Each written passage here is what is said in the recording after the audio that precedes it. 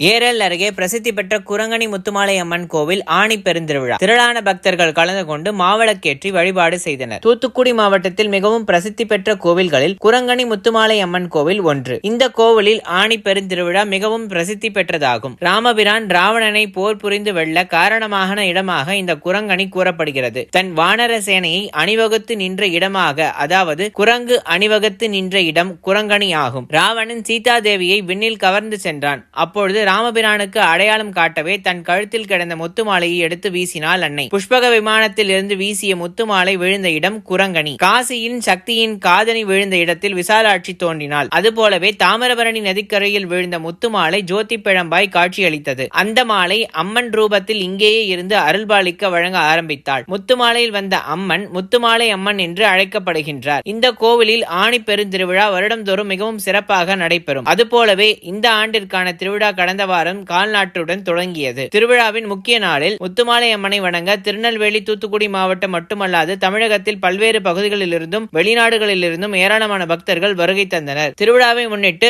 அதிகாலையில் நடை திறக்கப்பட்டு முத்துமாலை அம்மனுக்கு சிறப்பு பூஜைகள் நடைபெற்றது. வெளியூர்களில் இருந்து வந்த பக்தர்கள் மாவிளக்கு எடுத்து வழிபாடு செய்தனர். ஏராளமான பக்தர்கள் மரக்கட்டைகளால் செய்யப்பட்ட கை கால்கள் ஆகியவை நேர்த்திக்கடனாக பக்தர்கள் செலுத்தினர். 1 மணி நேரத்திற்கு மேலாக நீண்ட வரிசையில் நின்று பொதுமக்கள் முத்துமாலை அம்மனை தரிசனம் செய்தனர். அன்றைய இரவு கயிறு சுற்றி ஆடுதல், மாவிளக்கு பெட்டி எடுத்து வருதல், நள்ளிரவு 12 மணிக்கு மேல் வானவேடிக்கை, அதனைத் தொடர்ந்து 1 மணிக்கு நாராயணன், பாமா ருக்மணியுடன் திருவிதி உலா வருதல் நடைபெற்றது.